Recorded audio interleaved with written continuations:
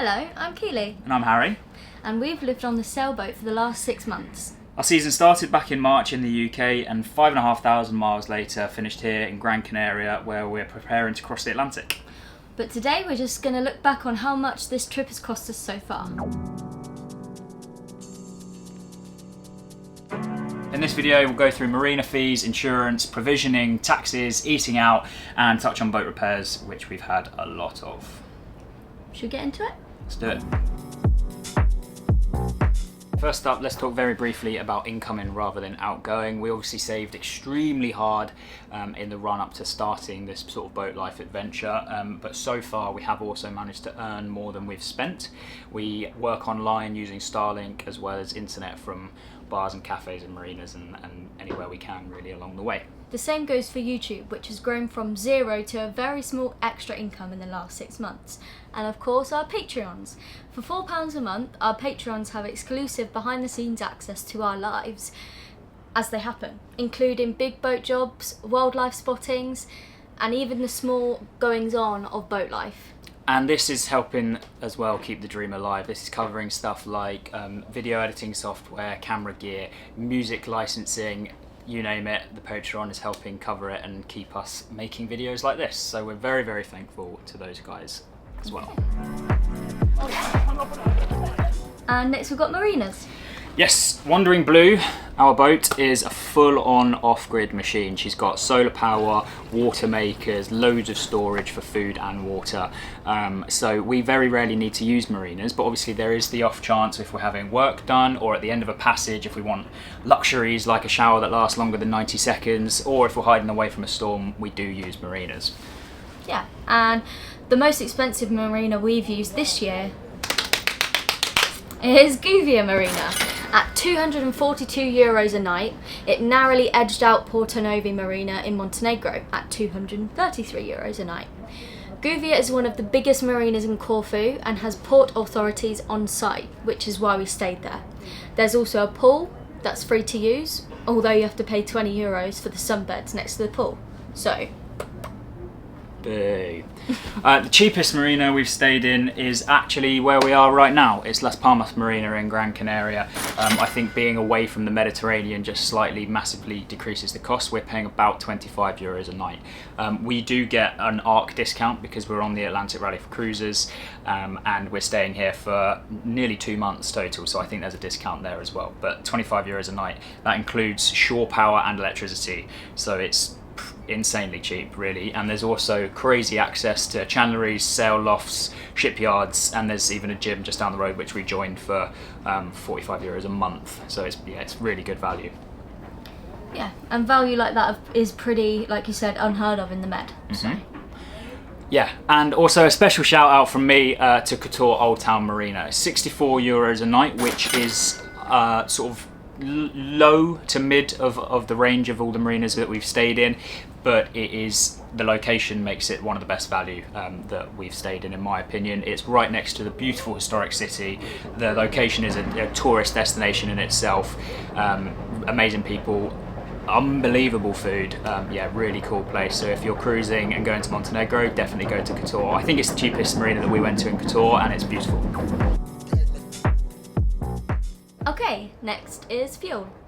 Yeah, so in terms of fuel, we had a pretty mixed bag in terms of being in a rush for quite a lot of this season to get to different places for warranty work to take place, meeting friends and family, that sort of thing. So we couldn't always just meander around and be under sail like we'd really want to and like we're going to be going forward. That said, we did pretty well on fuel for what we had to do. In general, yeah, we did do pretty well on fuel. So over the whole season, 6 months, we spent €2,105 on fuel. Travelled roughly 5,500 miles, nautical miles, so loads of sailing in there, but that averages out at 38 cents per mile. And a quick sort of ChatGPT Google told me that a large super yacht would spend around €35 per mile when moving around the Med, so we are about 1% of that, and that makes us quite happy. Wind power for the win, I reckon. Yeah.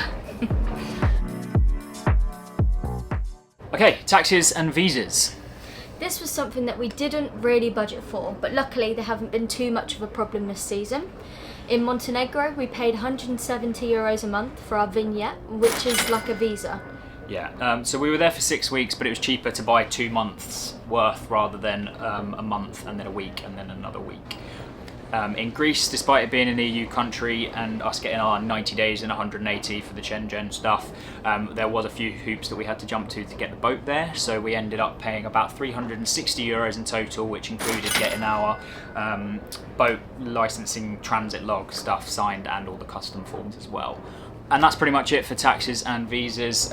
All the other countries that we went to are EU, Italy, Spain, Portugal, so we don't actually need to do anything else. Being UK citizens, we still have some sort of flexibility with that 90 days and 180 as long as we stick to it. So, all good. Next up, Food. food. To be honest, we've been pretty terrible at tracking our spend on food. It varies massively because if we're going to be on anchor or at sea on passage for a while, then we'll do a huge provision shop, stock up the boat and then not spend anything at all for a week. Yeah, whereas if we're somewhere new or meeting family and friends, we'll be off eating and drinking more than usual. So on average, we spend about €100 to €150 per month on groceries and provisioning, plus anywhere from €100 to €300 per month per person on meals out. Again, massively dependent on the month. Yeah. And as a side note, there's not a huge amount of spearfishing to be done in the Med, but we did get lucky with the trolling lines a few times, and we reckon we've caught ourselves around €200 to €250 worth of fish over the last 6 months. Can't wait to bump those rookie numbers up when we're crossing the Atlantic into the Caribbean. Next up is insurance, and this is the biggie. It's very nuanced based on your boat and your experience, but also where you're sailing as well. So we've got 2 policies, one for the Med, one for the Caribbean. We've also had to upgrade our policy for the crossing in between the two, the Atlantic crossing that we're about to start. And we also had quite a large insurance claim earlier this year, which has obviously affected it. If you're new here, we got struck by lightning. So we have also got the equivalent of medical/travel insurance for full-time liveaboard sailors, which, as you can imagine, is not cheap either. So on average, our insurance has cost us around £17,000 a year for 4 people. Yeah. And full transparency, every cost you've heard up until now has been split evenly between the 4 of us who are on board.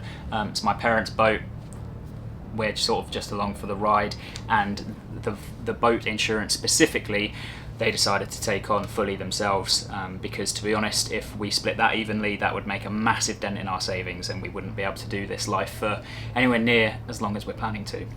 Yeah. So thanks guys. Yeah, thanks guys. Yeah, and if you're planning on sailing, definitely get insurance because you might get hit by lightning. Okay, so we mentioned earlier that we work from the boat and therefore internet is one of our bigger costs because it obviously allows us to do that. Starlink satellite internet costs us, on our package, €280 a month. Yeah, and then if we want to upgrade, if we supersede our data plan, it's then an extra £80 per 50 gigabytes that we add on. So it is not cheap. Therefore, we subsidise it with eSIMs, like local eSIMs, for example. We're in Spain at the minute, so we've got a Spanish eSIM that is much more cost effective. Obviously, they only work when we're near land, so we might spend maybe €30 a month, something like that, on data when we're near land, and then save the Starlink for when it's really in its element, when we're out in the middle of the sea. Okay, miscellaneous. Everyone loves a miscellaneous cost every now and then to throw off the balance sheet. Yeah, for us, it's this season it's been things like fishing licenses that are around €60 each for Montenegro and Spain, museum entries, water parks, occasional taxis, and we generally budget around €150 per person per month. Again, that does change because if we have a 2-week passage in the middle of that month, then we're obviously not going to be spending much, although we might spend when we get to wherever we're going to. So it changes every time. And finally, boat jobs. Boat jobs. We're going to do a much more in-depth video, probably in the new year, of everything that was wrong with this boat, or has gone wrong with this boat, since we bought it. And we're going to wait until it's been a year so we can do a year since we bought it. That's going to be quite a long video. It's been quite complicated and we're still figuring out exactly how to word it. but there's been quite a lot of work and it's not cheap. I don't know exact numbers because obviously a lot of it hasn't come through us, but it is a bit of a process. So if you're buying a second-hand boat, then do your research on boat jobs and crane costs and haul outs and things like that. And if you're buying a new boat, just make sure that you're fully aware that new boats go wrong just as often, if not more often, than used boats. Okay, I think that is just about it. If we've missed absolutely anything, please let us know. If there's something you want to know how much it cost or how much we spent on this or that, please let us know and we'll make sure that we get that answered in a future video. If you're thinking about buying a boat, I hope this helped a little bit, or even chartering or sailing the Med generally. Hope this helped. And if you're just a little bit nosy and fancy knowing how much we spent, I hope this was informative as well. Thank you very much. We are crossing the Atlantic very, very soon. The next few videos will probably be us preparing for that, boat jobs like we mentioned earlier, lots going on, and then we are hitting the open seas from Gran Canaria to St. Lucia. It's going to take about 3 weeks. We're all very excited, we're all very nervous, and we'll see you next time. Yeah, and don't forget to subscribe if you want to follow along for more videos. See you later!